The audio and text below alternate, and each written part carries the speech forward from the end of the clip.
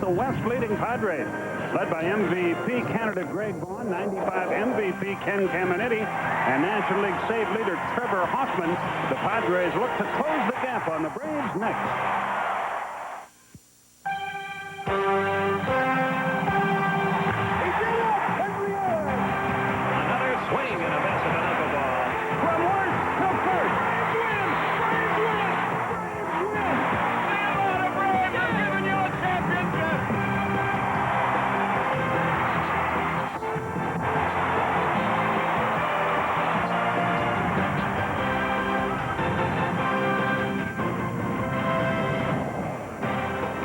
Hello again, everybody. Along with Don Sutton, Skip Carey, welcoming you to another night of Atlanta Braves baseball from Qualcomm Stadium, they call it now. Used to be Jack Murphy Stadium here in San Diego. Braves and Padres open a 3-game series. And this San Diego team, we saw them very early in the year when they were all crippled up, but they're a pretty good ball club. Yes, they are. This series is important because either one of these clubs would like to have the best record in the National League, and they'd like to have that extra game advantage when you get to postseason. I'm assuming both of them are going to be there. What has made the Padres so good? Well, they have really played well at home. You can see that record right there. And getting ahead of them doesn't really mean that much. They've been a great comeback club. You get them in a one-run ball game. They won most of those. And you go no further than Trevor Hoffman to find out why they've done that. And against 500 teams, they've played well, too. If you're looking for a common denominator between these two ball clubs, both have really beaten up on Arizona and Cincinnati. Good deal to beat up on the weaker teams and then do your best against the good ones. Back with the starting lineups, play-by-play story right after this.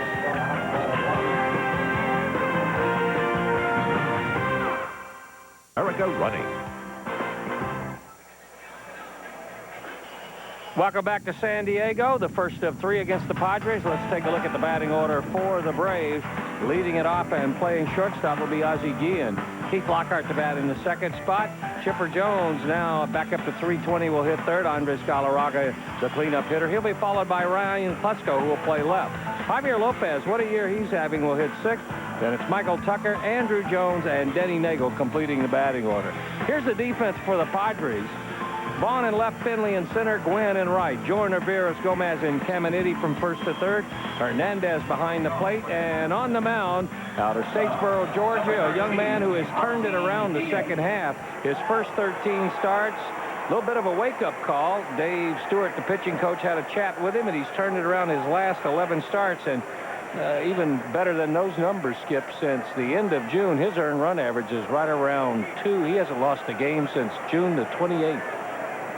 He's got a little mean in him, too. He'll knock you off the plate if he has to. Out of Statesboro, Georgia, and we're ready to go. A beautiful day, as is normally the case here. And a strike to Ozzie Guillen, Sam Holbrook, our home plate umpire. Hunter Wendelstedt at first, Jerry Lane at second, Harry Wendelstedt at third. And I know that's a big thrill for the Wendelstedt father and son to be working together. Low and outside to Ozzie. A ball and a strike.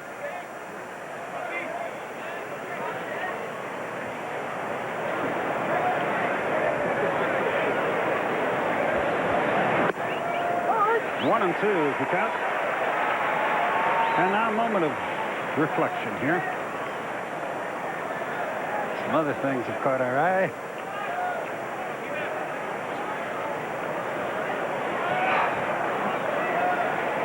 And now back to the game. Ground ball, that'll be easy. Veras has it. 1 down. Guillen is retired to start it off. Keith Lockhart will be the batter.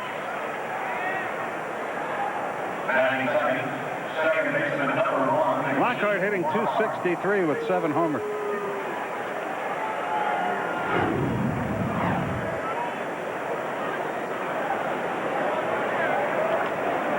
In some quarters, this is considered a big game, but not to a lot of people in San Diego. They've got a nice crowd, but nowhere near filling this place up. 1 ball, no strikes. I don't know what your thinking on it is, but I think the way that the Braves have beaten up on the Padres for the last, I don't know, 8 or 10 years, I think it's important to them in the next week to establish that they can match up. And I'm not talking left fielder against left fielder and center fielder against center fielder, but I think that they need to show they can match up pitching and offense-wise with the Braves. It's an attitude you take in the postseason. That's pretty well hit. On comes Finley. It's going to drop in front of him. Hit it off the end of the bat and got it in there. Lockhart's first hit against Hamilton in his career. And Chipper Jones, the batter, he has 2 homers against him. Had a 4-for-4 game with a couple of stolen bases. Drove in 4 runs Sunday to give Dennis Martinez that big win. There's a very excited locker room and bench and flight down. Everybody really elated for Dennis Martinez. Wife and 2 of his sons up there, too, so they got to enjoy it.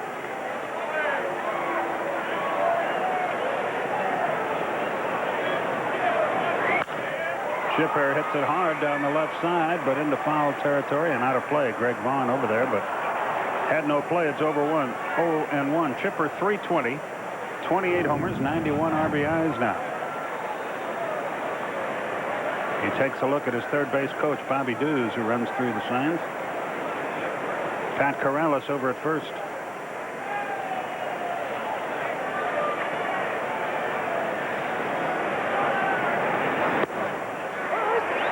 Strike at the knees, 0-2.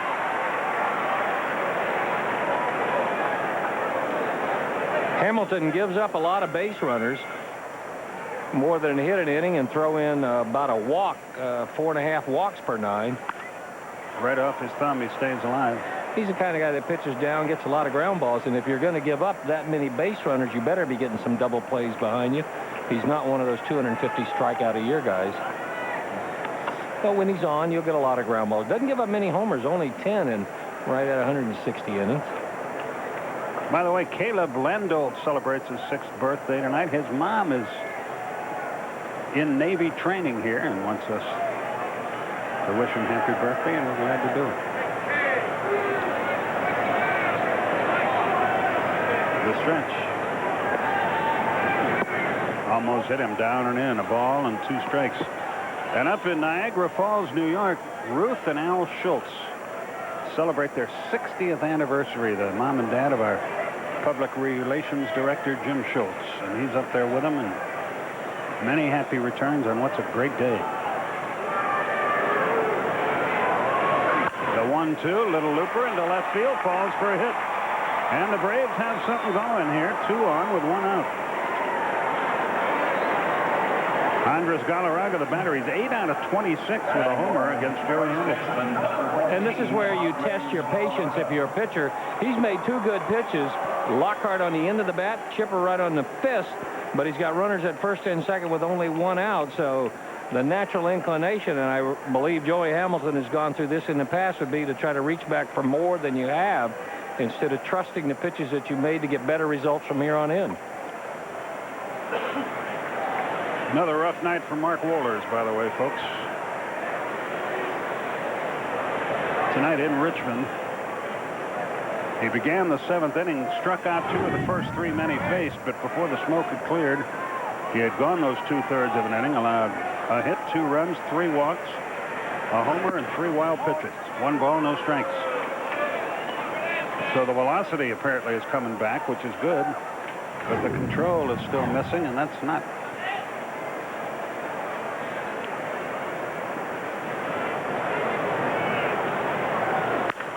Double play ball, maybe. Gomez slides, comes up, out there. That's all they can get.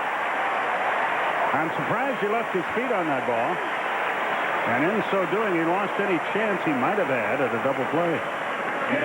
A lot of different ways of playing it, but I'm with you. You'd think that on the move, he's got a chance of backhanding it, but once you skid right here, you are going to be lucky if you get anybody, and he only got Chipper Jones by about 1.5 feet. So it's up to Ryan Klesko if the Braves are to break through in the first. Ryan 8 out of 19 against Hamilton with a couple of homers.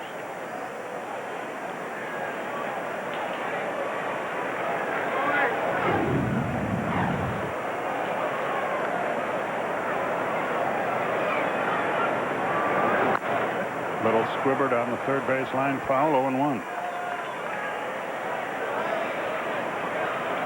2 on, 2 out. Top of the first. There's Norm Charlton, who took Wohlers' place on the roster. Much traveled left-handed reliever. Used to be a part of the Nasty Boys at Cincinnati, Dibble and Charlton. That should end the inning. And it does. So the Braves threatened but failed to score in the first. 2 hits, no runs, no errors. 2 men left. Batting order. Defense for the Braves will have Tucker in right, Jones in center, and Klesko in left. The infield, Galarraga, Lockhart, Guillen, and Chipper Jones. Javi Lopez behind the plate. And making his 26th start, his is almost just the flip-flop of Joey Hamilton's year. For Denny Nagel, a fast start, but a little bit of a struggle in his last couple of months.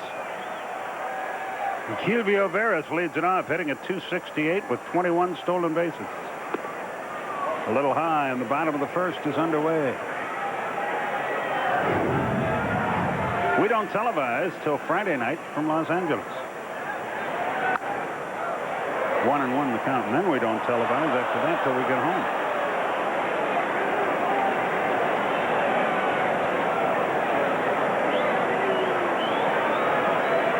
A ball and a strike, the count. Right in there over the inside corner at the knees. 1-2 the count.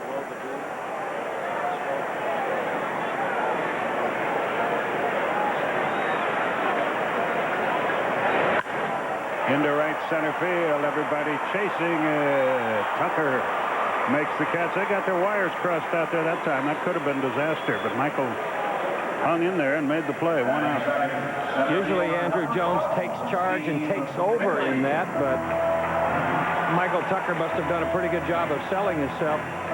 You could see Andrew Jones yelling, but he did give away and cross behind him. Tucker's also yelling. You just want one of them to know that the other one's got it. Steve Finley, the batter, and a strike to him. 0-1. You look at this lineup, you get some odd numbers against Nagel. Veras hasn't hit him at all. Gwynn, Caminiti, and Vaughn, 6 for 61. It's been Finley and Hernandez who's done the damage to him. Yeah, Tony Gwynn just 5 out of 27. That's not many guys have that kind of good mark against that man. Good breaking ball. 1-2 the count. Finley normally does well against lefties, but remember, he got out to a slow start this year. They saw a lot of lefties early, and he hasn't done a thing against them. The Yankees win again tonight. David Wells a shutout. They beat Minnesota 7-0, and that ball is out of here. A 1-2 pitch, and he hit the daylights out of it. Number 10 is 52nd RBI. Padres jump on top. Well, just forget the 181 against lefties we showed you, but that all changes when you get a hanging curveball that just sits there and spins. You commented on the one that got him the strike a couple of pitches before, a nasty downer, but that's right down the middle. 23rd home run surrendered by Nagel in 169 innings. Great extension by Finley. Here's Gwynn. Tony at 325. A strike to him on the outside corner. He's not too sure about it. 0-1.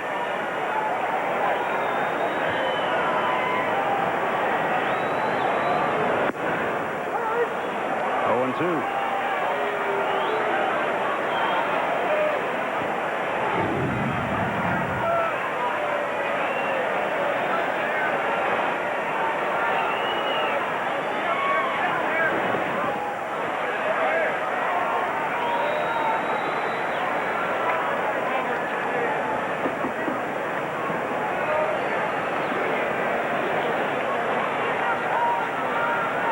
1-2, the count to Gwynn. Line hard, but fouled on the left side. That's what makes him a great hitter. He uses the whole field. You get 2 strikes on him. You can strike him out, but it's not easy. He knows his limitations. He doesn't try to hit every pitch out of the ballpark. He's a student of hitting, a student of pitching as well. And a Hall of Fame ball player coming up.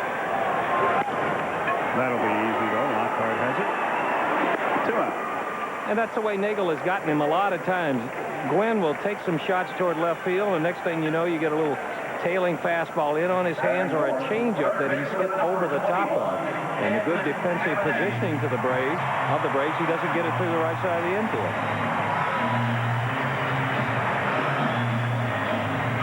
Mark McGwire has hit his 47th home run of the year tonight for the Cardinals. So now he leads Sammy Sosa by 1.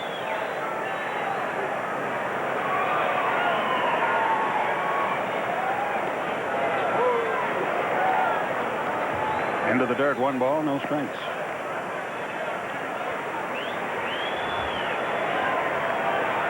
Two out, 1 in.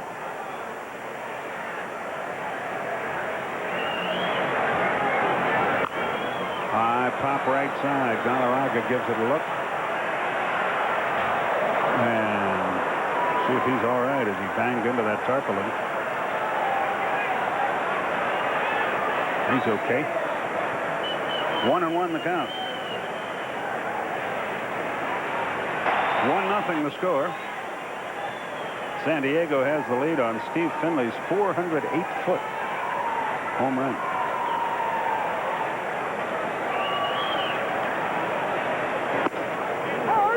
Strike on the corner. A ball and 2 strikes.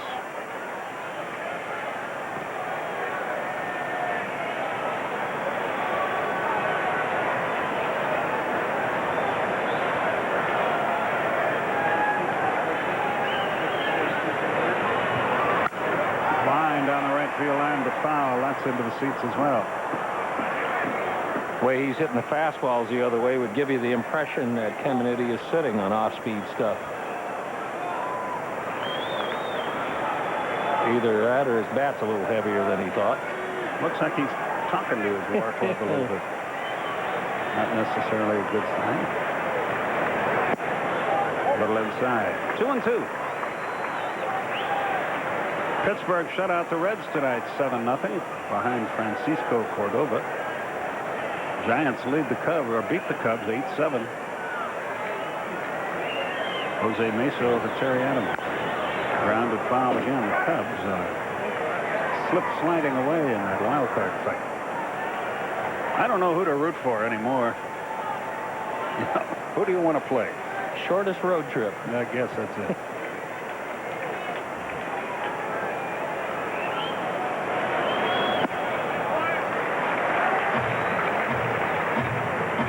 Count now, 3-2.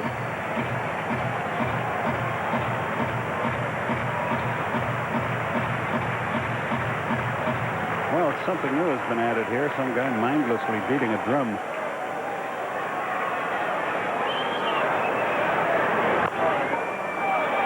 Swinging ball.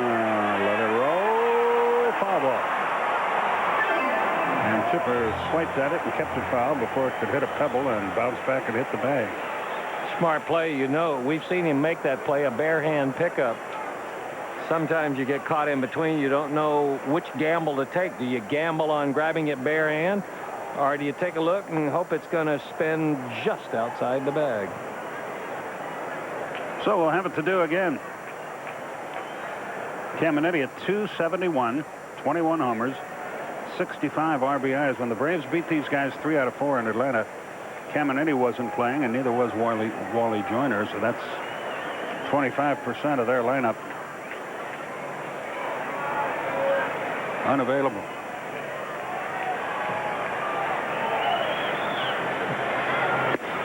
Strike 3 called, inning over. Caminiti argues about it, fires the bat, fires the helmet, fires a parting shot, and would be wise to hush at the end of 1-0 San Diego. We go to the second inning here. Joey Hamilton faces Lopez Tucker and Andrew Jones. Javi's a guy that's had a lot of success against him. The fastball tails back in over the inside part of the plate. Hit that sharply, but Caminiti has it. Across the diamond and plenty of time. 1 down. 1 pitch, 1 out. In the second, Michael Tucker will hit. And that's the difference in Hamilton earlier and now. He's getting so much movement with his good location now that Javi Lopez wasn't able to hit that hard enough to get it through the hole.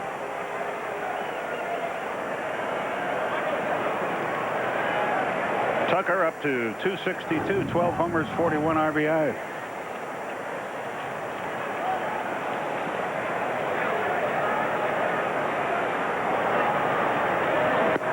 Swing and a miss. It's 0-1.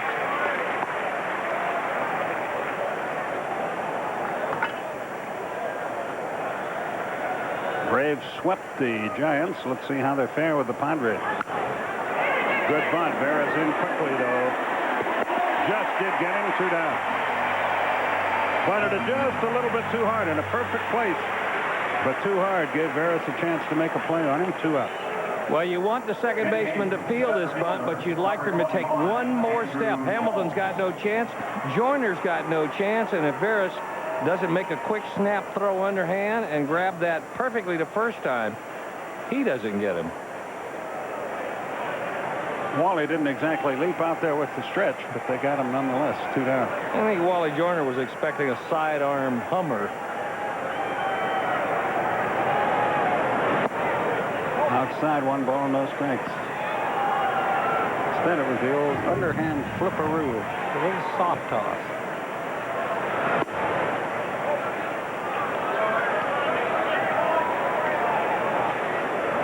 Rumor has it that Andrew has done away with the orange tresses and settled for no tresses at all. I don't know if that rumor is true. I didn't see him hatless before the game.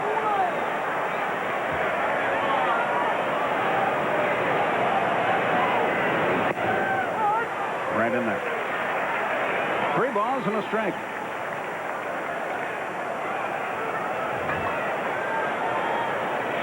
Mets are going to win it again. They're going to sneak in there and grab that wild card spot. If folks aren't careful, high fly ball center.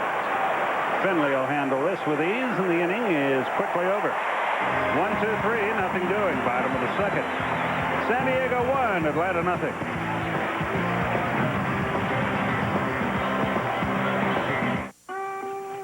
They can never say. I mean, now I will be in the record book. You know, I will be remembered as that I did something that I put out there for all this year that I've been playing. And we go to the bottom half of the second inning. Greg Vaughn will lead it off. Dennis is hopeful of hearing from Juan Marichal. I don't know if they ever hooked up together or not during the day today or yesterday. Vaughn gets a big hand when he's introduced here, which is a far cry from last year and the year before. Boy, How about last year? He was traded to the Yankees, right? Yeah. The deal that was killed because he didn't pass the physical, had shoulder problems. Aren't the Padres glad? Just what the Yankees need is another guy to hit 45 homers and drive in 120 runs. They're good enough as it is. 1-0 the count to him. The way he holds the bat, you'd swear there's no way he could hit major league pitching, but he's proven conclusively this year again that he can. Well, something that's helped him, too, is this is the best shape he's ever been in. He was on an off-season conditioning program. He's dropped weight, he's dropped inches, and he's gotten stronger. He hits that ball hard, but right at Ryan Klesko. 1 out. Vaughn is retired. And here's Wally Joyner. Best hitter in the National League with runners in scoring position. He's developed quite a cult following here in the San Diego area. Very popular player, good fielder.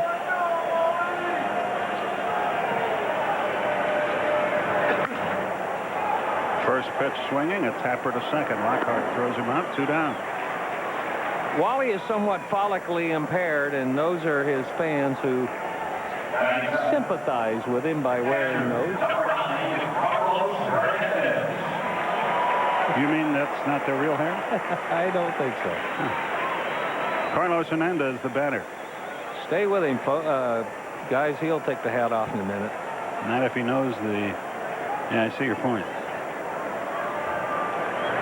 One of the finest people I ever played with. Boy, they say he's involved in so many charities out here. Makes your head spin. Yes.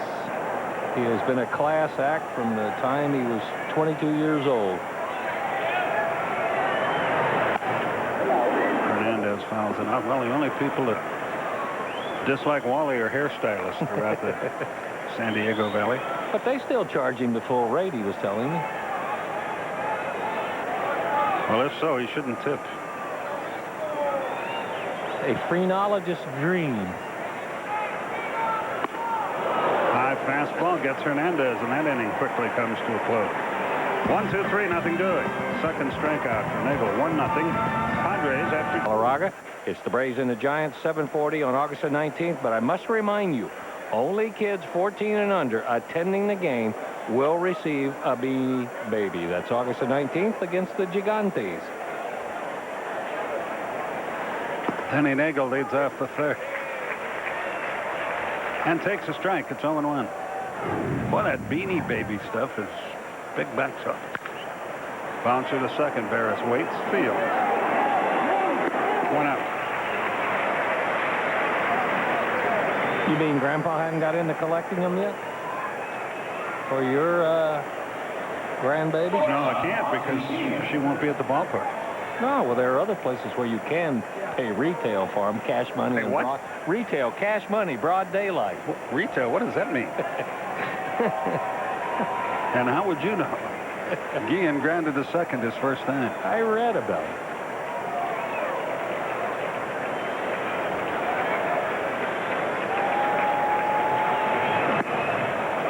Right in there, Hamilton's sharp as attack. He gave up 2 bloop hits in the first, but got Galarraga and Klesko to get out of the inning. And the Braves haven't had a base runner since. In case you missed it earlier, Mark McGwire hit number 47 tonight. But his team is losing again.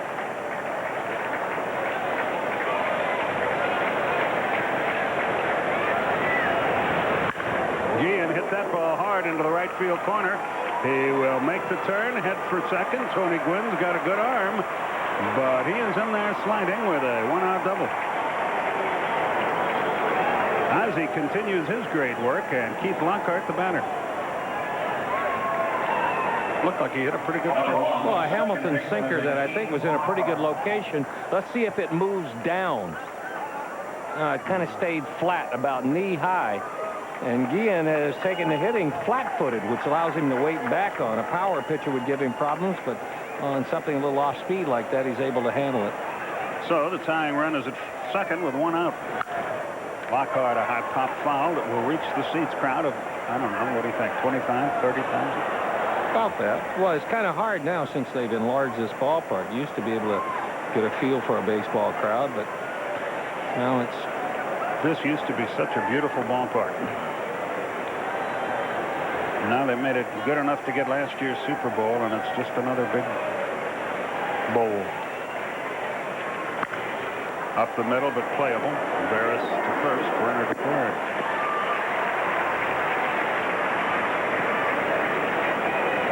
That's 4 assists already in this game for Barris, plus a putout. It's all up to Chipper Jones. If the Braves are to score, they have a runner at third, but 2 are out. Well, that doesn't look too well for Braves hitters if you're worrying about Hamilton being in a groove, because 7 out of his first 8 have been ground ball outs. When he's establishing that early, he's tough to get runs against. He works off the line. Chipper fouls it away. It's 0-1. Chipper has 5 hits in his last 5 at-bats. He was 4 for 4 Sunday.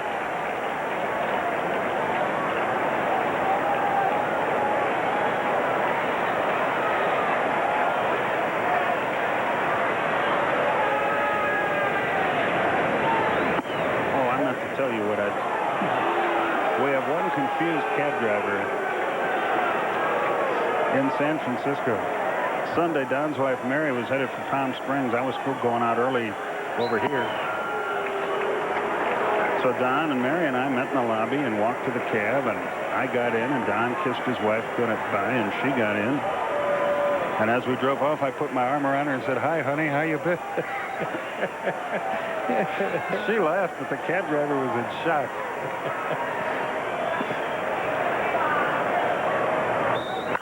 Ground ball. He got it through that right side. 6 out of 6, and the game is tied.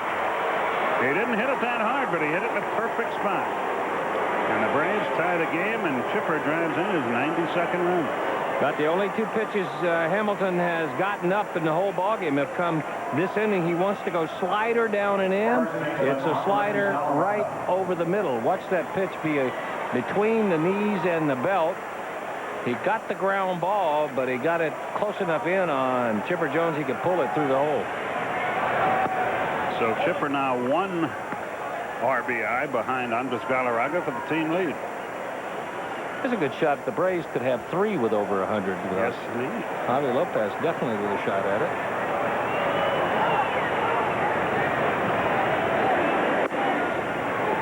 And let's see, they've got 4 guys over 20 home runs already. They've got Klesko at 16. So he's got a better average shot. Ground ball right at Caminiti. Boy, the lights bothered him, but he recovered in time to throw him out. High chopper, he lost him in the lights for a moment, but rallied to make the play. Still, the Braves tie the game. A run on 2 hits. They lead 1. Coming on 3 solo homers, the Mets are winning.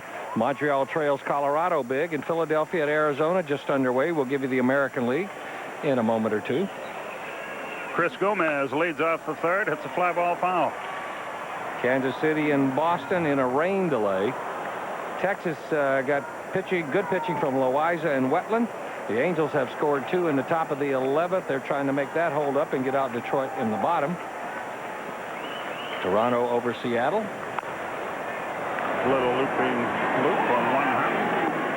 Gomez is out, 1 away. Go ahead, Don. And the rest of them has the Yankees getting another win. David Wells won his 15th ball game. O'Neill got his 18th homer. And Oakland edged Chicago 6-4 despite a home run by Ordonez for the White Sox. And that is every single score on the Office Depot scoreboard. 14 of them, isn't it? 14 exactly. Joey Hamilton, the batter. Not a bad hitter. He's hit a home run this year. His average is low, 160. A little late on that one, 0-1.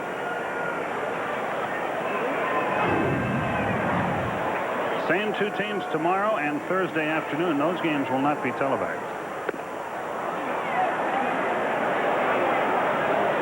We televised 12:30 games in Cincinnati, but not 5 o'clock games in San Diego. I am perplexed, but we'll soldier on. Swung and missed, and Hamilton is out. 2 down, and Kilvio Veras, the batter. Veras flies to center his first time.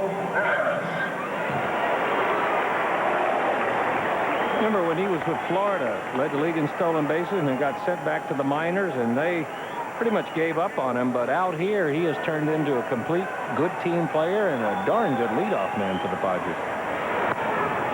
Right in there. Nagel is rolling merrily along. 7 men in a row have been set down since the Finley homer. High and away, a ball and a strike. Nagel 36 pitches now, 28 of them strikes. There's another strike. Fans call the talk show all the time and ask, when a ball is hit, is it considered a ball or a strike? Well, it's the strike, even if it's outside the strike zone. If you swing at it, contact or not, it's a strike.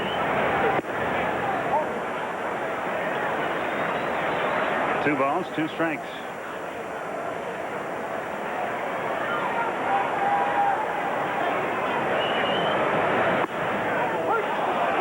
Caught looking. The pitch was up high, thought Veras. And I did too, to be honest with you. But the inning is over, and that's 4 strikeouts for Nagel. 1, 2, 3, nothing doing. After 3, we're tied, 1-1. 61 homers. Brian Klesko leads it off. He grounded short on his initial plate appearance. Tie game, 1-1. Downstairs, 0-1. And the 4th inning is underway.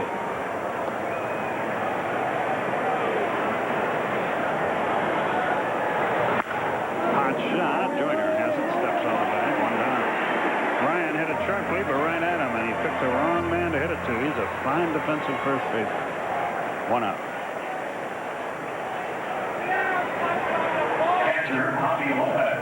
Here's Javi. He grounded to third, his first time. Dan Regan, our director tonight. Glenn Diamond, our producer, the coordinating producer of Braves baseball.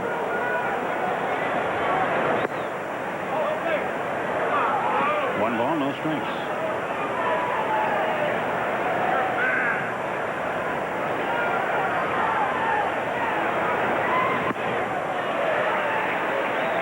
He comes up empty. It's 1-1. Next, Javi Homer will be the 100th of his career.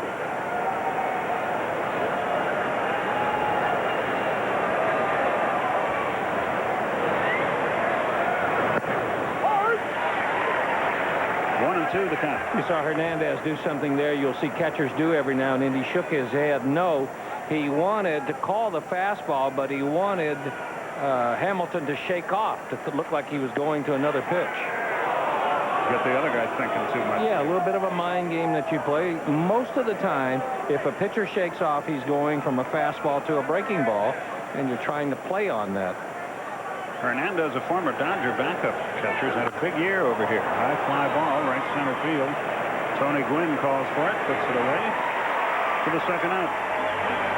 And only the second fly ball out from Joey Hamilton. Michael Tucker, the batter, he was out dragging a bunt.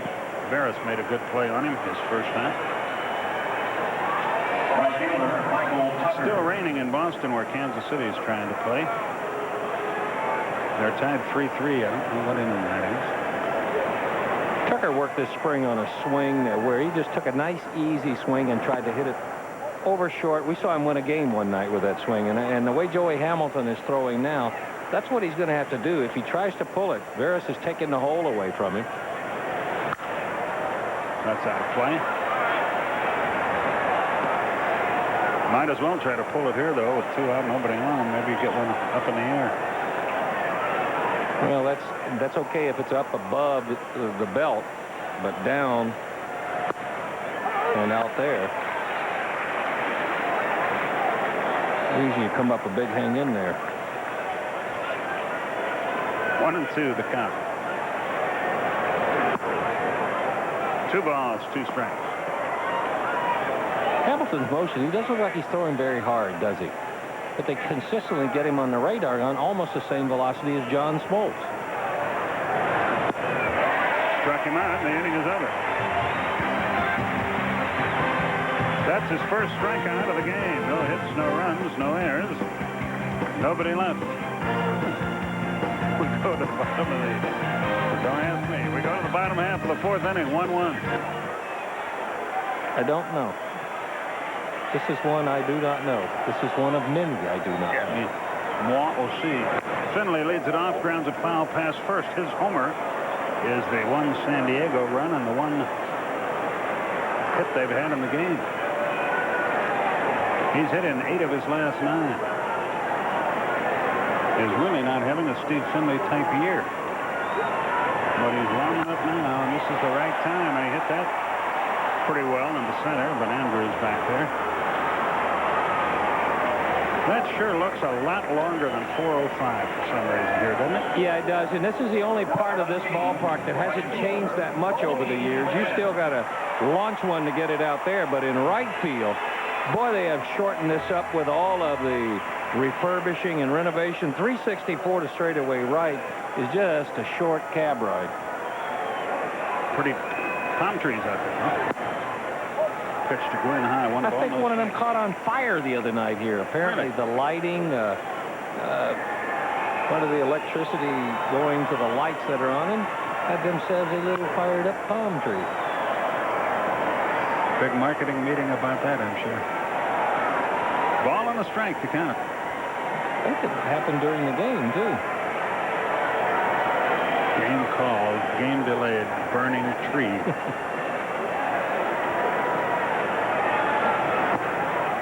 Two balls and a strike. They just let Trevor Hoffman put it out. That's not a bad idea.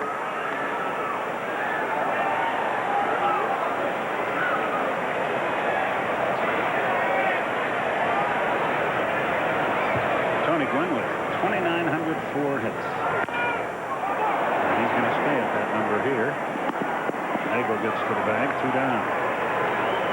See, that has to drive him nuts. He gets change-ups down, he gets fastballs down, he gets fastballs up, and he hits over the top of them. How often do you see Tony Gwynn hit over the top of the ball? He's usually slicing at the left center or hooking it in the right center.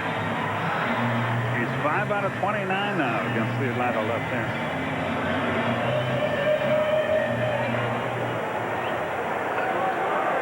1-4-0 for the Braves, 1-1-0 for the Padres. Braves have left 3, San Diego 9. Caminiti fouls one away. My prediction is if he gets called out on strikes here, he will not last tonight. He will freak. He came close when he was called out on strikes his first time. Well, he's got something else bugging him, too. Apparently on that play you were talking about earlier where he had to jump up in the lights. Play one that went through the lights. Apparently hurt his left hand some. They were working on it. There it is. Between the index and the second finger of his glove hand. Losing the lights, he may have had that hit on the end of it.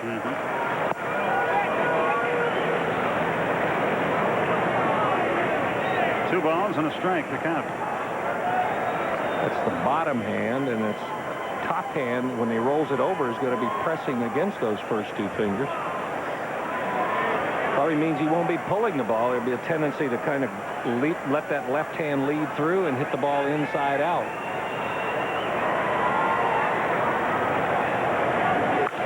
There's a solid hit. Then again, maybe not. Well, you know, one of the things, if you hit the ball inside out, it makes it very difficult to field. Because all that strength doesn't roll cover off of it. But it does do a lot for the economy in Haiti.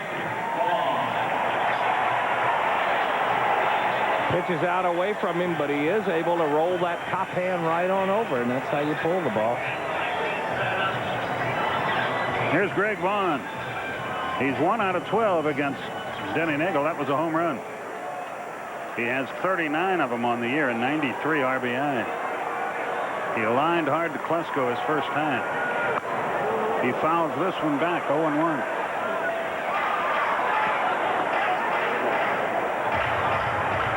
Vaughn, a former Milwaukee performer.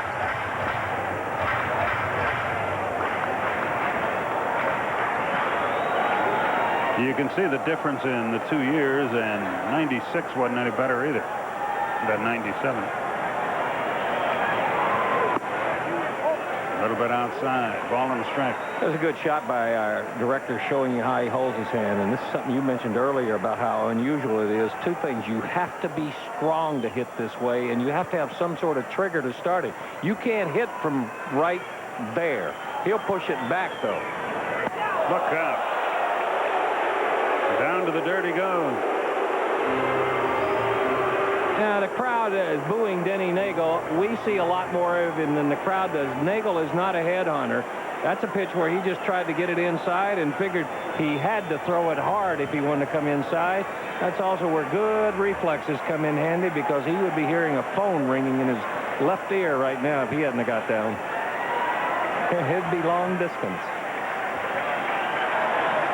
See how he responds to that knockdown. 2 balls and a strike. Well, you better not throw it anywhere in the middle of the strike zone after getting a guy like him upset. 3-1 the count.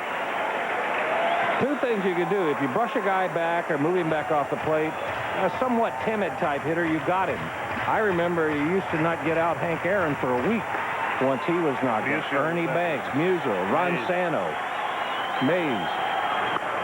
Hit hard, but Chipper boots it.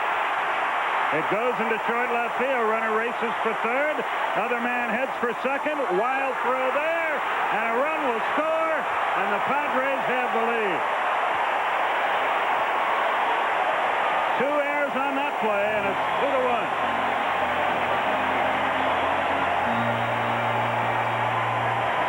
Credit Ken Caminiti with this. He forced the issue on a ball that just trickled off the glove of Chipper Jones in the left field. Here's the play. That's a play he'll tell you he should have made. Right here, Caminiti forces it. Klesko comes in and for some reason slides into the ball, but Caminiti never hesitates. When he does that, Vaughn sees an opening at second, knows they've got to go to second, and the throw forced into second. So there were 2 plays forced there, and that man right there is the guy who started it all with his hustle. That was an ugly play for Atlanta. 2 errors at charge, 1 on Chipper, 1 on Klesko. And a runner is at third. All this with 2 out, nobody on. And Joyner takes high. 1 ball, no strikes. Here's the throw from Ryan Klesko. Skids in there and now tries to bounce up and throw. Got a lot of altitude on it. And threw it so hard he threw it right past Galarraga. You about run out of backup people when you handle the ball 2 or 3 times like that. Ryan's first error of the year. Yeah, this outfield has played spectacular defense this year.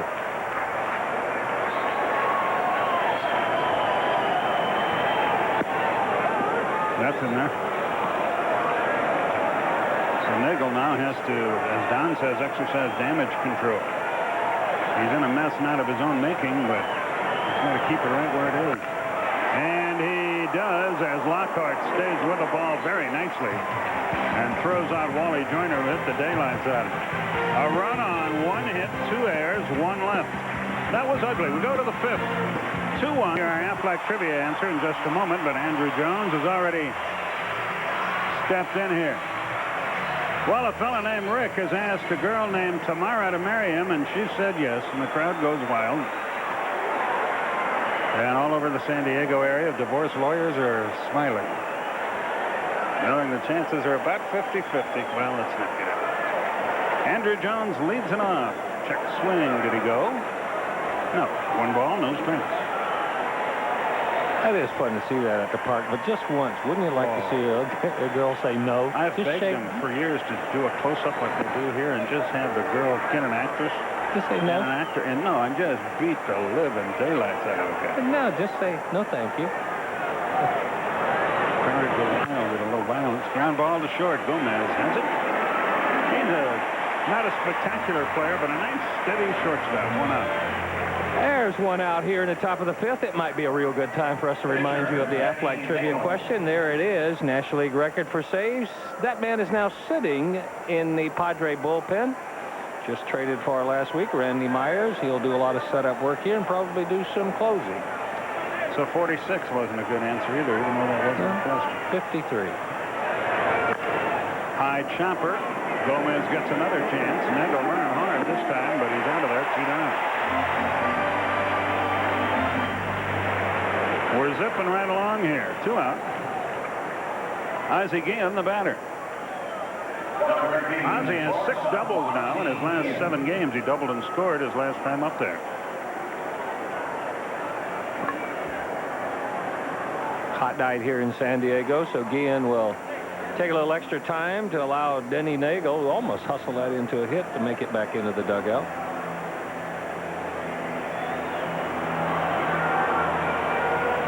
There's the story of the game. 2-1 San Diego, and about as unearned a run as you can get is the difference in the game. And Guillen hits it hard down the left side. Vaughn's on the move. Good play. Just like that, the inning is over. 1-2-3, nothing doing. We're halfway home. The Padres lead the Braves. It's 2-1.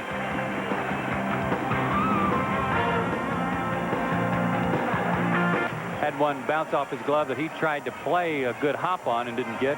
And then Ryan Klesko made really an unnecessary throw to second.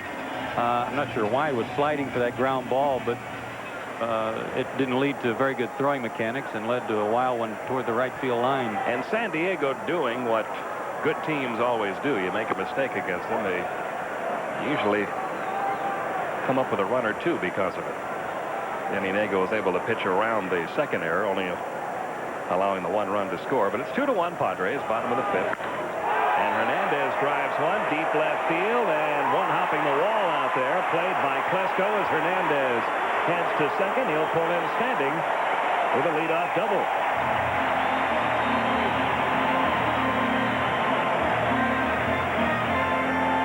Only the 3rd hit allowed by Nagel. The hits have been legitimate, Pete. The home run, the single by Caminetti, and this double here by Hernandez. It's just that it should still basically be a 1-1 ball game, because the ground ball by Vaughn certainly should have been handled and wasn't. So you got to tip your hat to Denny. He's doing just fine so far, despite being behind 1 run. Now another situation to pitch out of. Leadoff man doubling, and here's Chris Gomez, who grounded out to third his first time up. He'll try to advance that runner, taking high and away, ball 1. Gomez, a very streaky hitter this year. He's had some horrible streaks, long offers, then he gets hot for a while.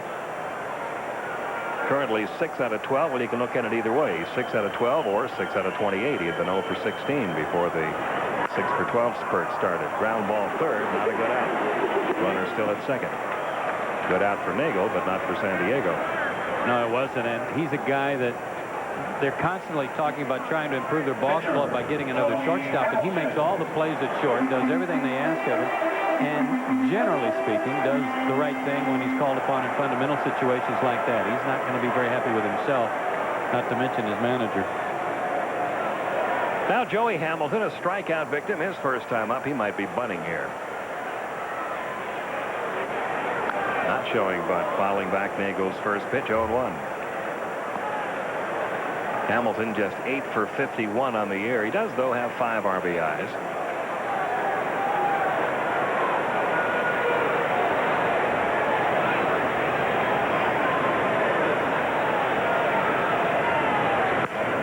On the ground to short. Again, Hernandez is going to have to stay put at second as Guillen throws out Hamilton. Some more good pitching. And that'll bring him to the top of the order now. Kilvio Veras. He'll give Hamilton a chance to get back to the San Diego dugout and then step in there. Veras tonight is fly to right and struck out. During batting practice tonight, Veras on every pitch tried to hit the ball to right field. And he flied out to right his first time up tonight. Sorry about that. This team they're a little concerned about their work against left-handed pitching and what they would do in any postseason encounters. Because whether they were to face, say, the Atlanta Braves or possibly the Houston Astros, you're going to run into some lefties, especially with those two ball clubs. And now you got to mix Randy Johnson in there. So they have been trying to figure out a way to add some right-handed punch to their lineup. Somebody that could come in, a veteran. And right now, a guy that's out on the market is Cecil Fielder. Because their record against left-handed starters for the year, while a winning one of 20-17, in no way compares to their overall mark of 76-42. Yeah, that's been a little bit vulnerable on their part against left-handers. Kevin Towers, their general manager, who has proven in the last couple of weeks he's not afraid to pull the trigger on a deal. Absolutely not. Whether it's to help his own club or try to unhelp another. Right. Everybody just smiles about that when you ask anyone with that ball club about Randy Myers. Here's the 3-0. Veras, green light, line drive, left center field, in for extra bases. That'll score Carlos Hernandez. Veras pulls into second base with a 2-out RBI double, and the Padres lead it 3-1.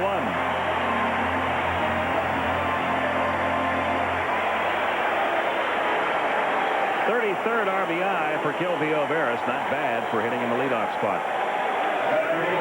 Talking to Davey Lopes before the ballgame, first base coach for the Padres, and he says he's trying to let the younger players know that there's no way you can simulate the pressure and the intensity of postseason play. But this is as close as it gets. And these two teams are both playing for some bragging rights, not to mention the best record in the National League. And especially for the inexperienced younger Padre players, I think it'll go a long way toward helping them once they get to the postseason. Steve Finley homered in the first inning. Fly to center his next time up and takes ball 1 high and tight. 3 runs, 4 hits for the Padres, 1 run, 4 hits, and 2 costly errors tonight for Atlanta, leading to an unearned run. An inning ago.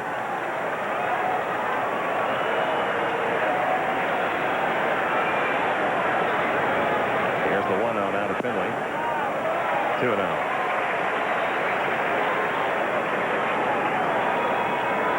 Bruce Bochy taking a page out of the Bobby Cox manual, didn't he? The 3-0 count, letting Veras hit.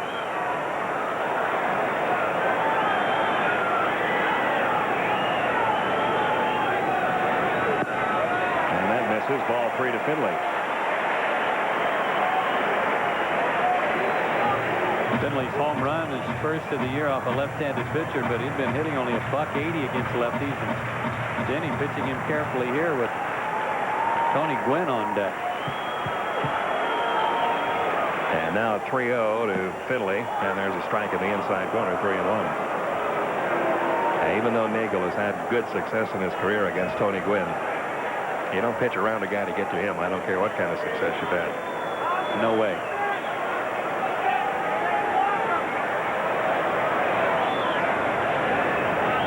Here's the 3-1 now. Finley takes strike in the outside corner. It's full now, 3-2. Finley not too sure about that call. Been some upset Padres hitters tonight on called strikes, but I'll say this for Sam Holbrook. He's been consistent. He called a similar pitch on Michael Tucker last inning. And we've seen Sam Holbrook before. He's one of the few umpires in the National League that'll call that pitch a little bit above the belt, a strike, which the rule book says it is. Grounded foul by Finley. Still full, 3-2.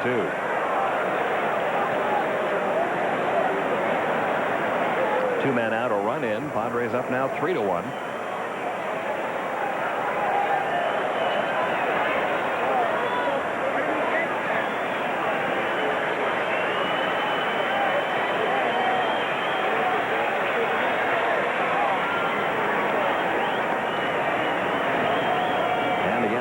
Pitch to Finley, a little looper off the hands towards second. Lockhart is there for it, and that'll do it for San Diego in the fifth. And they pick up another one, this time on a 2-out RBI double by Kilby O'Veras, and we head to the 6th inning. Golf's final major tees off on the Superstation. I think the PGA, is the culmination of the year, basically, of major championship golf, and it is it's a long time till April. So if you haven't won one, that's the one that is the most important come the end of the year. It's Glory's last shot.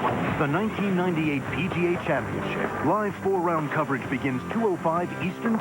Accounting for the Padres' first run with a home run, Chipper Jones off to another good start. He's 2 for 2 and had a great series in San Francisco. He's driving in runs in bunches now. And he's due up second in the inning here as we go to the 6th. Keith Lockhart leads it off. He has singled and grounded out to second. Joey Hamilton has scattered 4 hits. Has not allowed a hit since the RBI single by Chipper Jones. Since then, he's retired 7 straight.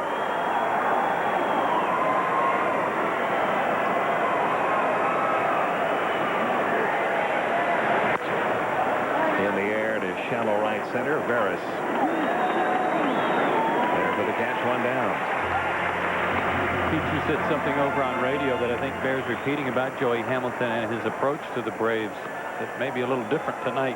It looks a lot more comfortable and within himself tonight. He admitted earlier in his career, some of his first few outings against the Braves, he was a little intimidated pitching against the team that he had grown up pulling for all his life.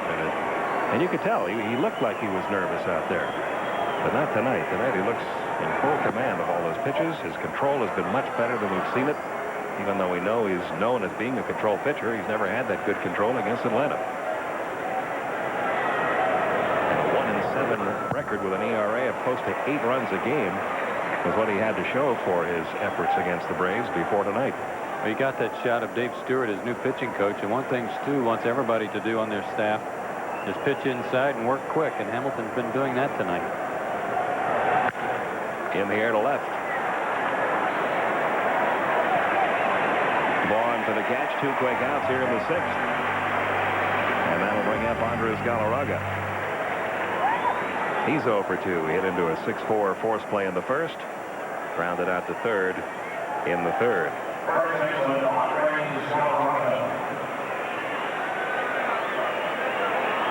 Yeah, one of the few parts you can lose a ground ball or a bouncer in the lights, but you can do that here. The low profile of the stadium causes some problems sometimes for third baseman and first baseman.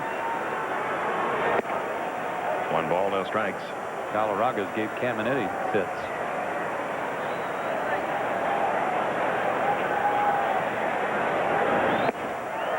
It's even now, 1-1.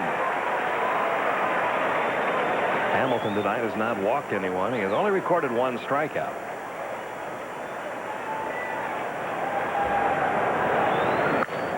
Deep to left center. That's going to fall in the gap for at least 1, maybe more, all the way to the wall now. Galarraga on his way to second, and he's aboard with a 2-out double.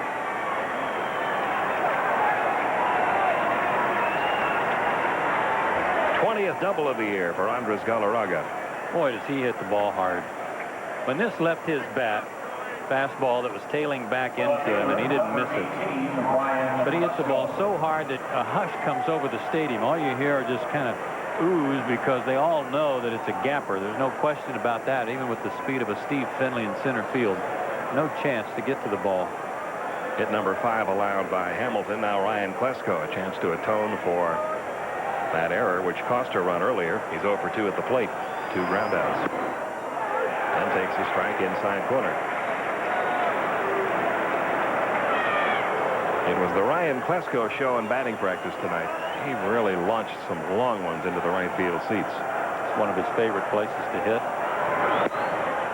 1 ball, 1 strike. I believe it was here when he first came to Atlanta. His first time he was called up taking batting practice. I think Sandy Alomar was still coaching for the Padres. He was going to manage in the minor in the winter ball league. Saw him hit, said he'd take a chance on him. That's all for Klesko, and that's all for Atlanta. In the top half of the 6th, still 3-1. The Braves and the Astros and Red Sox, all those teams figure to be in the postseason. Even Boston, despite their trailing the New York Yankees by quite a bit in the American League East. Here's Tony Gwynn now leading off the bottom of the 6th. He's grounded out to second, grounded out to first. 0 for 2, and now 5 for 29 lifetime. Soon to be 5 for 30 against Denny Nagel. Nagel has had more success against Tony Gwynn than almost any other pitcher in the National League who has faced him that often. The batter will be Ken Caminiti. Bruce Bochy must be pleased with the 3 runs tonight, because he says his club is not swinging the bat like they have been earlier in the year. And part of the reason Finley's been struggling, Tony Gwynn has missed a lot of games, so he has not been in the lineup. And Greg Vaughn has been in a horrible slump and not driving in any runs and not hitting any home runs. 1 gone. Here's Ken Caminiti, who has struck out and singled a mile in the air. Ozzie Guillen's going to have to wait a while on this one. Now Andrew Jones able to come all the way in from center field and call him off. And on 2 pitches, 2 outs. Here in the bottom of the 6th. Now the one thing the Padres have done to their ball club that makes them as formidable a ball club as they are, they're in a lot of ways like the Atlanta Braves. Their hitting can shut down for a week at a time and not score many runs, and they've got the good starting pitching and the good bullpen now to carry them through those times. If the pitching struggles a bit, they've got the kind of lineup that can get hot, score a lot of runs for you. They can hurt you in a lot of ways. They've got some depth. See, that's not a very good batting average for a team since the All-Star break, yet they're 19-11. Well, it's right. 19-11. They went from 5.5 up at the break to 14.5 up at the beginning of play tonight. And with a 243 average, you got to chalk it mostly up to pitching. So they're getting what they need when they need it. Vaughn tonight 0 for 2. He slid to left, and he reached on those double errors made by Chipper Jones and Ryan Klesko back in the 4th. But, you know, with all the talk about Joey Hamilton was on the verge of being traded, or he was on the block, or whatever he was on here in San Diego, the thing that always surprised me about that was that this guy gives them a lot of innings. And coming into this year, the last 2 seasons, he's 27 and 16 for them. On the ground to short, Ozzie Guillen across the first. Easy inning for Denny Nagel. Just 5 pitches required to get the Padres 1-2-3. We're heading to the 7th already. It's 3-1 San Diego. 7th inning rolling around with the Braves down 3-1. Wally, I should say, Javi Lopez leading it off for Atlanta. He's grounded out to third and fly to right. He'll be followed by Michael Tucker, then Andrew Jones.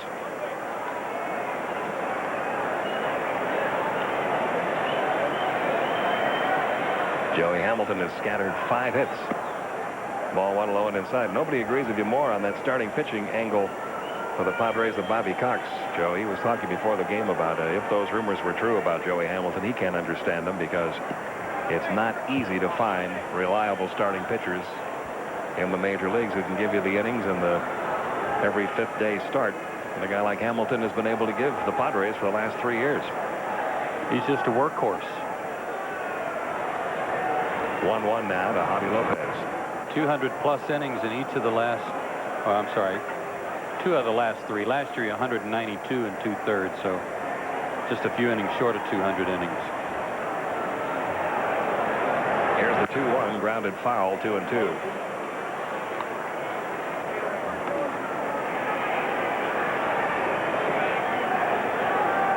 He's an intense competitor. Not afraid to knock you on your can once in a while if he needs to move you off the plate.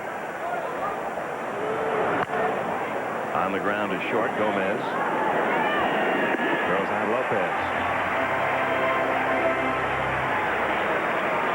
And now Michael Tucker, he's 0 for 2. A ground out to second his first time up, a strikeout in the fourth. John Rocker up now in the Atlanta bullpen. Boy, a week ago there was only one lefty down there. Suddenly there are 3. With the addition, if you haven't heard, of Norm Charlton to the Braves bullpen. Mark Wohlers returning to the minor leagues and struggling in his first outing down there. 2/3 of an inning, gave up a homer, walked 3 wild pitches.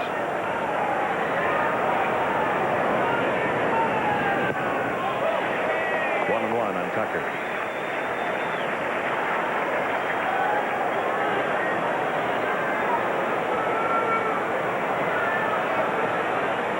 There's the newest member of the Braves bullpen.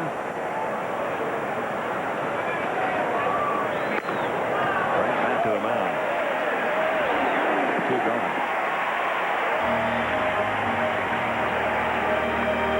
And Andrew Jones will be the hitter.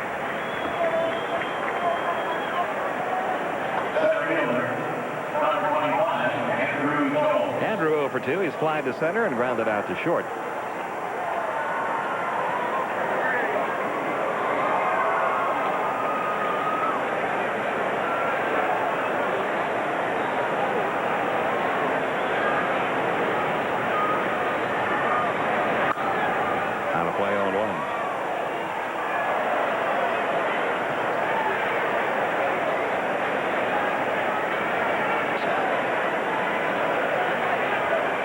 Colburn has moved out on deck. If Andrew reaches, he'll pinch hit for Nagel. Good breaking ball. He has used his breaking ball efficiently. He hasn't thrown that many to right-handed hitters, but he's used it at times. He got Galarraga to swing and miss, got Andrew to swing and miss there. He's been sharp tonight. And here's the 0-2. Got him with another one. It's only his second strikeout, but it's another 1-2-3 inning. We're heading to the 7th inning stretch. Joey Hamilton has been the man of the night. 3-1 Padres. Back with you on Friday at 10 p.m. Eastern Time on the Superstation, and that's notable because on that night at Dodger Stadium, Don Sutton will have his number retired, and we'll have a lot of that pregame ceremony for you. Hope you'll make your plans to be with us. Here's Wally Joyner 0 for 2. A couple of ground outs to second as we lead into the bottom half of the 7th inning with Joyner, Hernandez, and Gomez 2 up. Ball 1 outside. 3-1 Padres. Nagel's allowed only 4 hits. 1 of the 3 runs is unearned.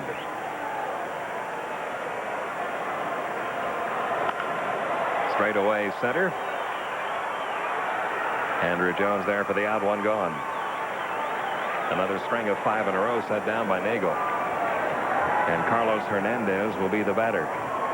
A strikeout in the second, a double in the 5th.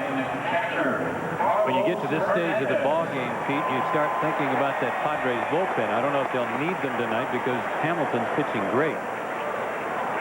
But the Padres have one of the best bullpens going, and with the addition of Randy Myers, they have a potent 1-2 punch lefty-righty in Myers and Trevor Hoffman. In for a called strike, 0-1. Looking at the complete games pitched by the Padres, they've only had 10. 5 by Ashby, 4 by Brown, 1 by Sterling Hitchcock, none yet by Joey Hamilton. We'll see about tonight. Not a good swing by Hernandez. The count 0-2. Nagel's had good stuff tonight.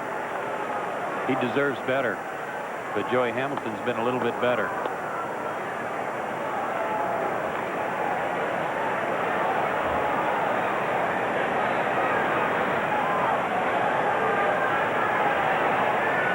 On the way to Hernandez.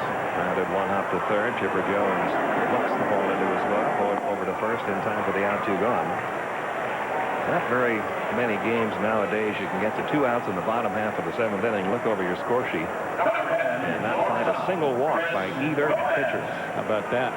No walks tonight for Nagel. No walks tonight for Hamilton. Here's Gomez 0 for 2. Up twice, is grounded out to third both times. Takes a strike. I'm going to have to do some looking. But the Padres have only had 4 complete games thrown against them all year. That's pretty impressive. Livan Hernandez was the last. That was yesterday. It's the 4th of the year. Foul back. Sean Bergman of Houston did it June 3rd. And then 2 lefties. Randy Johnson and Kenny Rogers of Seattle and Oakland, respectively, during interleague play. So there's that left-handed factor again. 1-2. Blowing inside 2-2. And Nagel with his low pitch count tonight and give him some runs. And he might have a shot at a complete game tonight. He won't now because he's trailing. He'll be pinch hit for next inning. 3-2. Hamilton due up next.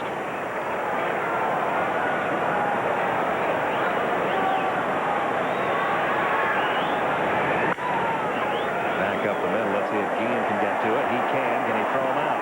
No. Good effort by Ozzie Guillen, but Gomez hustling down the line, able to beat it out for an infield hit. And that'll bring up the pitcher, Joey Hamilton. Denny Nagel doesn't exactly fall off to the third base side drastically, but he did it just enough to not give himself a chance to make that play, and that put a lot of pressure on Ozzie, who made the play just fine. But watch, it takes him several steps to get in a position to throw. It took him 3 steps to get himself in a position where he could throw back to first, and that gave Gomez enough time to leg it out. Hamilton has struck out and grounded to short, and he's down in the count here on 1. He's one of those guys who always swings hard just in case, and every once in a while that just in case happens with Hamilton. He has a home run this year and a triple. I'd like to have seen that. The triple. Yes. Nothing in 2 of the count. Yeah, I'd like to watch that one. Now, I bet you there was a direct ratio on the length of time it took him to get to first, to get from first to second, and to get from second to third. Into right, Tucker coming on, diving try, didn't get it, trapped it. Throw coming across to third, bounces away from Chipper. They're at the corners.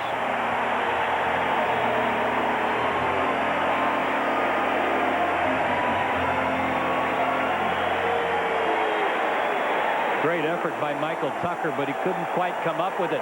And when he came up throwing, Joey Hamilton was scared to death that he was coming to first.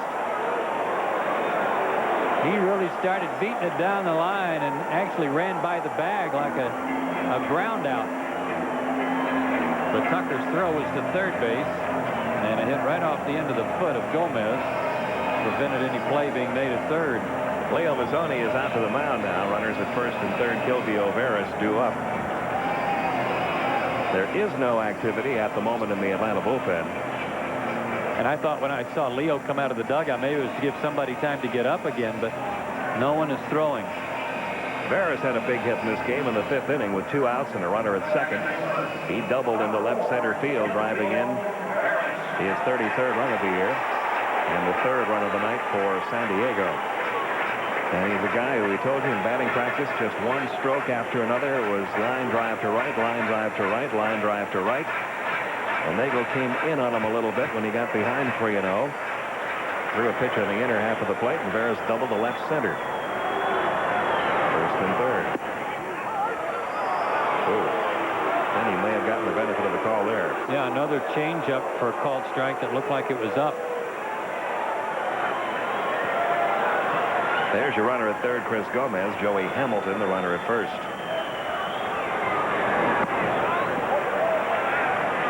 Six hits in the game for San Diego. And all but one of them have come from the 1, 2, 7, 8, and 9 spots. 3, 4, 5, and 6, heart of the order, only has 1 hit. Who's that, Caminiti? That was the base hit by Caminiti in the 4th inning. Wynn is 0 for 3. Caminiti 1 for 3. Vaughn 0 for 3. Joyner 0 for 3. So that part of the order 1 for 12. From the top of the order and the bottom of the order. That's Kurt Nagel tonight. 2-1. Good fastball. 2-2. Went upstairs with it too. And I think for the first time tonight, Veras abandoned that strategy you were talking about, Pete. I think he was trying to rope one, tried to pull it. Here's the 2-2 offering. just off the corner. Full count now, 3-2. Still no activity in the Atlanta bullpen.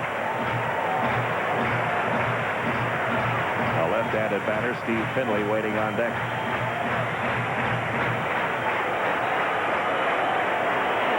Runner at first, Joey Hamilton will be on the move.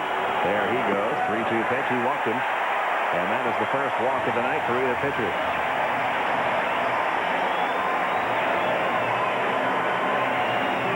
And it'll bring up Steve Finley. And that'll get the bullpen going, too.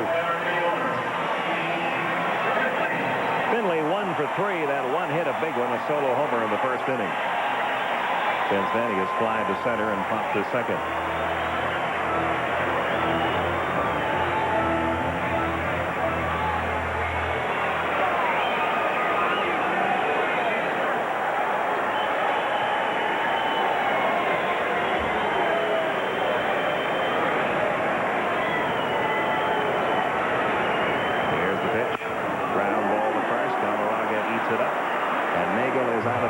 So he got himself into some trouble with a couple of base hits and a walk, and he got out of it stranding 3. Still 3-1 San Diego.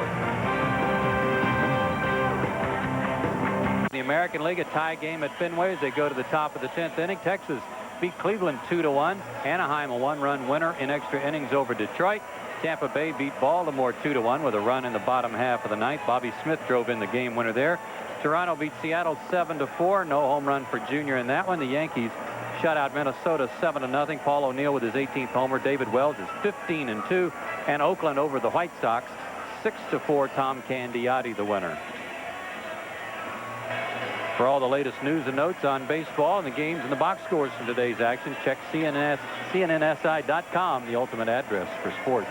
New right fielder Ruben Rivera takes over for Tony Gwynn as we go to the 8th inning, and the Braves will open it up with pinch hitter Greg Colburn, the bat for Denny Nagel. Colburn, since coming over to Atlanta, 3 for 6 with 5 RBIs.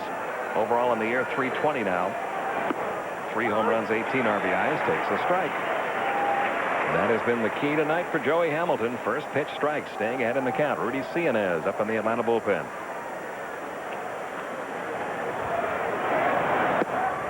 One ball, one strike. As tough and out as Colburn is, I don't care when he's pinch hitting, you always like to see him up there. But Walt Weiss is available too, right, Pete?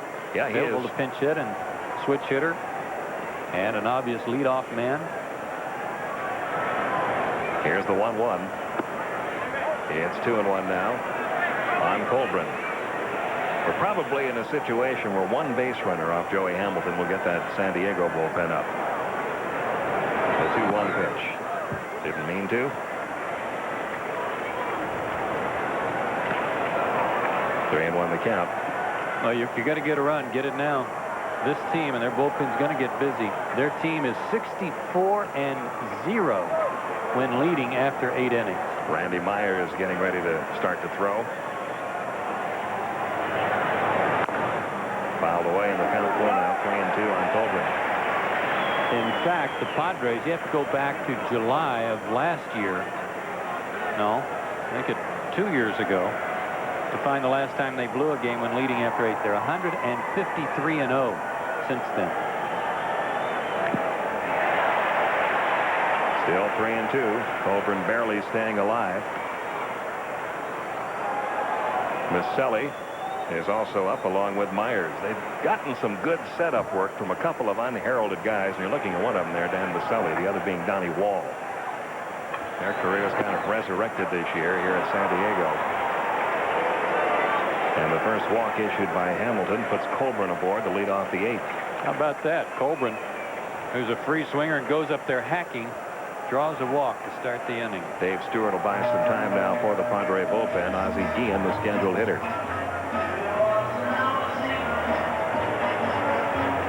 But anytime you have an outstanding closer like a Trevor Hoffman, and now they've got 2 of them out there with Randy Myers, to get to that closer anymore, you've got to have somebody to get you through the 8th inning at times, or 7th and 8th inning at times, when your starting pitcher is not able to carry you that far. And that's been a big hole for the San Diego club until this year. This year they have found a couple of guys, Dan Misselli and Donnie Wall, who have been outstanding. You look at Misselli, 48 games, 8 wins, 3.09 ERA. Donnie Wall, 31 games, 4 wins, and a 235 earned run average.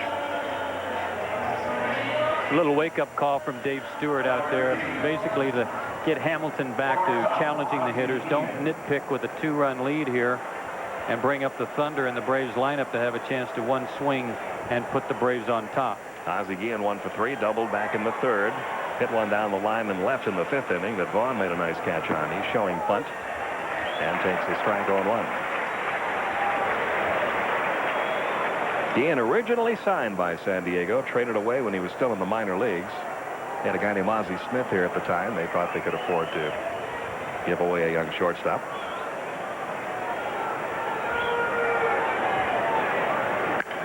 On the ground into right field, base hit. Colburn will take the turn at second. Hold on there. And Ozzie Guillen 2 out of 4. He's got 6 hits and 13 at-bats on this road trip.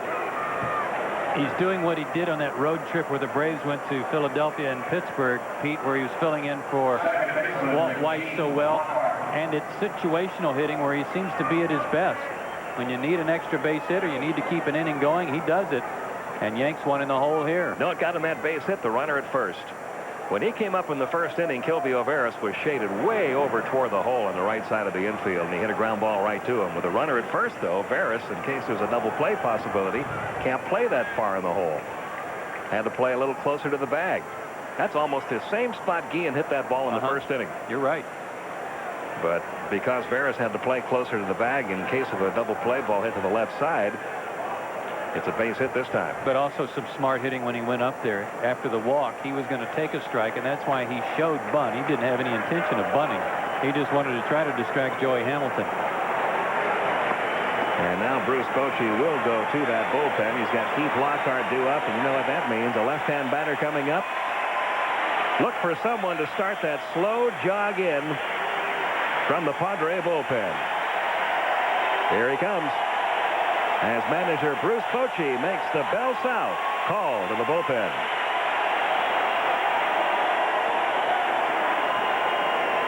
He has given up 1 run to this point. The runners at first and second belong to him. He walked 1, struck out 2. And Randy Myers, his 2nd tour of duty with the San Diego Padres. This will be his 3rd game since coming back to the Padres. He began the year with the Toronto Blue Jays and pitched in 41 games over there with a record of 3-4, 28 saves, but a high earned run average, 4.46.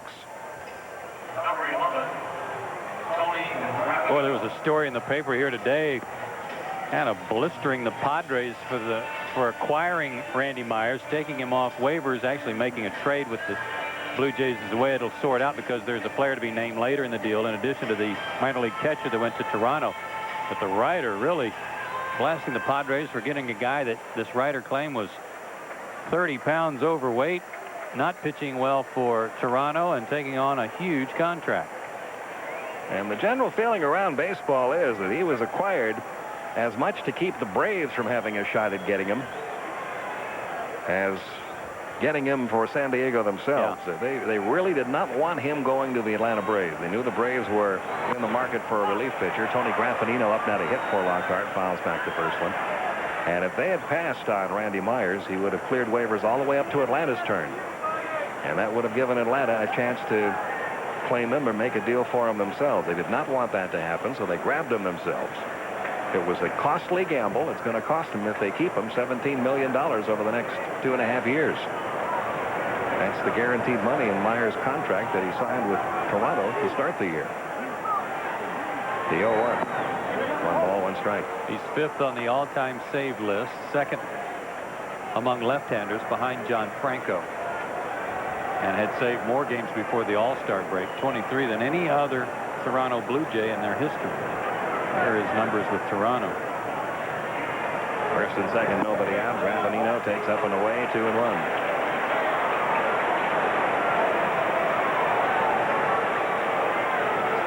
There was only one team left that hadn't claimed Randy Myers when he got to San Diego, and that was Atlanta, because it goes in inverse order of standings.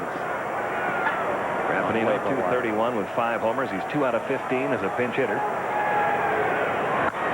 Fouls away that one. It's 2-2. Chipper Jones on deck.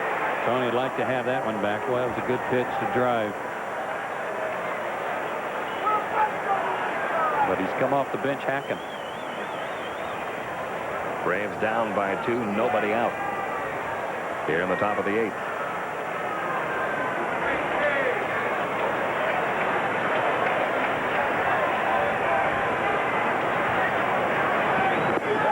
Gets him. Or did he foul it off? Hernandez couldn't hang on to it. Okay, he stayed alive by just barely getting a piece of it. I think Hernandez actually had it somewhere attached to him, but he didn't know it. Yeah, it rambled around in there, hit the mask, the chest protector, and the arm, and then when he finally stood up, the ball dropped out. He didn't know where it was either. So it's still 2-2 as Graffinino catches a break there. Colburn off second, Guillen off first. Again, the 2-2. Got him that time. One gone. And that'll bring up Chipper Jones. Like a good breaking ball. Down and in, and Tony couldn't connect. Went right over the top of it. That was the best pitch Myers threw in that sequence. Chipper Jones 0 for 2 in his career against Randy Myers. He is 2 for 3 in tonight's game. Pair of singles and RBI. He's now driven in 92 runs this year.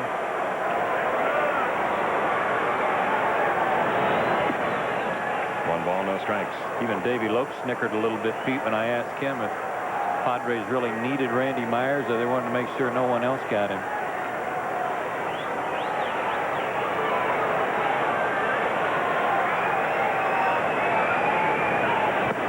One ball, one strike. It's become a different game now. General managers, there used to be a sort of a gentleman's agreement in baseball that if a player was available and a certain team wanted him, all the other GMs would pass, let him clear waivers, and then expect the same courtesy to be repaid to them if they were making a claim on a player at some later date.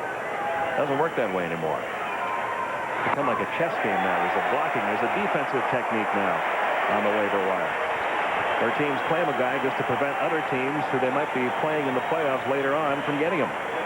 Well, Randy Myers has made 2 good pitches to Chipper with the same breaking ball he struck out Tony Graffinino on. Ahead in the count, 1-2. 2-2. And that's his best pitch, and that's a screwball that he turns over down and away to right-handed batters. He's had to change the way he's pitched a little bit in the last couple of years. He used to be one of those guys that just came in there and said, here it is. And threw it 90-plus miles an hour. Foul back. A lot more breaking balls and off-speed pitches now. That was a slider, that last one.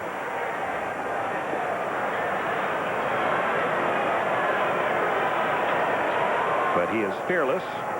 He's been in this role or in the closer's role his entire career. Yeah, you're not going to rattle him. And as Tony Gwynn says, and listen to this quote carefully, he adds a character to the team.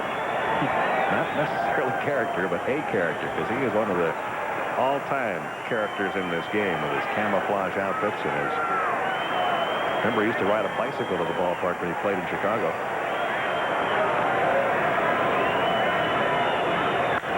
Into center field straight away. Will it hang up for Finley? It will. 2 gone. And that'll bring up Andres Galarraga. Well, he got a tough out right there because the way Chipper's been swinging the bat, he has been covering the plate, and he did in that at bat, and he did on that pitch. He was hanging out over the plate and really hit it too good. Coachy's going to make another change, but watch this pitch. Looked like the screwball trying to go down and away. Chipper stayed on it, but hit it too well. Finley's right there for the catch. New role for Randy Myers. Getting left-hand hitters out before it's time for the closer to come on. Another pitching change being made.